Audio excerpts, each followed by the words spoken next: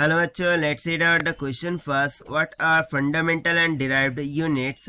Give examples.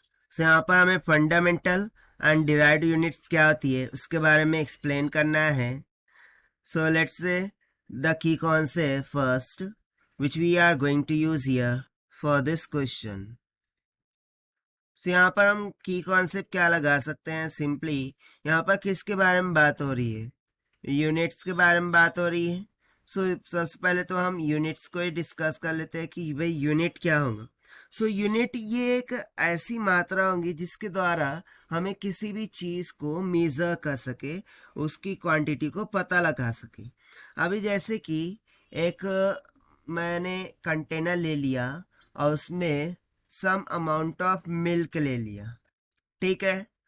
अब इसको मैं ऐसे तो नहीं बोल सकता कि कंटेनर में एक मिल्क है.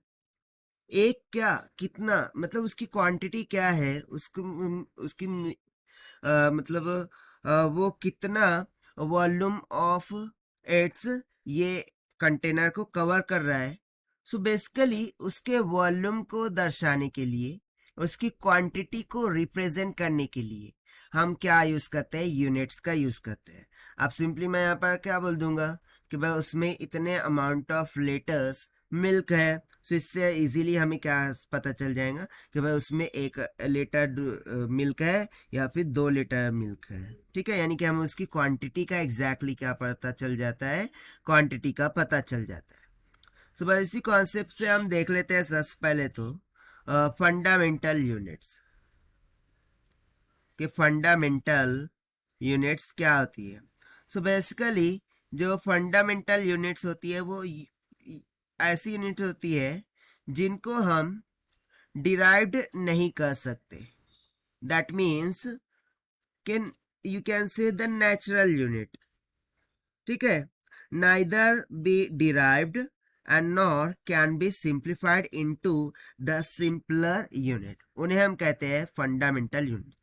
Now there are 7 fundamental units, ठीक है. सबसे पहले हम इसकी डेफिनेशन को लिख लेते हैं. यूनिट्स, यहाँ से हम लिखेंगे कि यूनिट और units can neither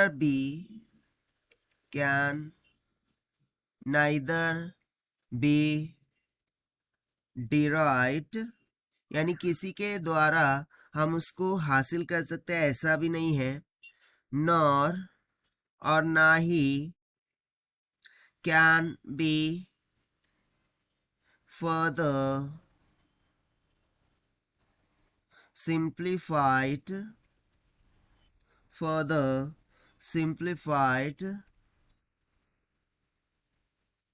into simpler units are called fundamental units, ठीक है. यानी कि ऐसी यूनिट जिसको ना ही हम डिराइव कर सकते हैं और ना ही हम उसे सिंप्लीफाई कर सकते हैं फर्दर सिंप्लीफाइड यूनिट्स में.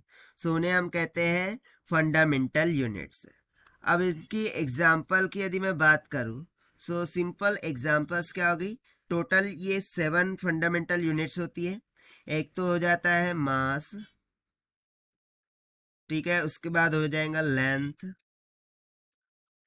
उसके बाद हो जाएगा टेम्परेचर, उसके बाद हो जाएगा time, then further electric current, ठीक है. या फिर हम सिंपली करंट भी बोल देंगे तो भी चल जाएगा कि करंट. उसके बाद क्वांटिटी ऑफ मैटर जिसको हम किस में मेजर करते हैं? मोल. ये भी एक फंडामेंटल यूनिट है. उसके बाद लुमिनस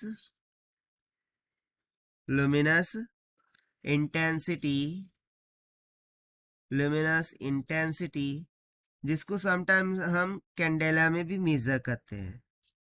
किसमें? Candela, right. ये हो जाएंगे simple examples of fundamental units, right.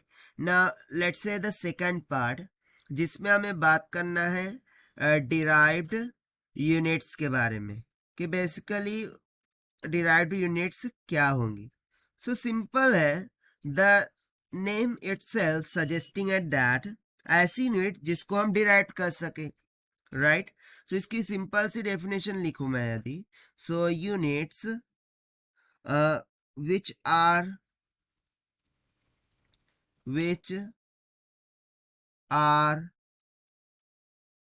derived, जिन्हें डिराइव्ड किया जाता है, which are derived from what? Fundamental unit.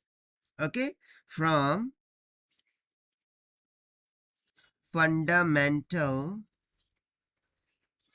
unit, यानी कि ऐसी यूनिट्स जिन्हें फंडामेंटल यूनिट से डिराइव किया जाता है, उन यूनिट्स को हम क्या कहते हैं? डिराइव्ड यूनिट्स कहते हैं। अब इसके एग्जांपल्स यदि हम लिखें, सबसे पहले तो देखिए वेलोसिटी लिख सकते हैं, ठीक है। वेलोसिटी क्या होता है? मीटर पर सेकंड। मीटर को हम एम लिख देते हैं और टी पर सेकंड यानी कि टी को -1 लिख देते हैं। सो इसको हमने कहाँ से डिराइव किया है? Fundamental units M R T से डिराइव किया है, राइट। उसके बाद हम सेकंड एग्जांपल लिख सकते हैं एक्सेलरेशन। इसकी तो बहुत सारी एग्जांपल होंगी, बट हम यहाँ पर 3 लिख देते हैं, ठीक है। वेलोसिटी, एक्सेलरेशन और उसके बाद एक ले लेते हैं फोर्स, ठीक है, etcetera. Okay, so this is what all about this question which we have solved by using the concept of units. So this is the required solution. I hope you understood well. Best of luck. Thank you.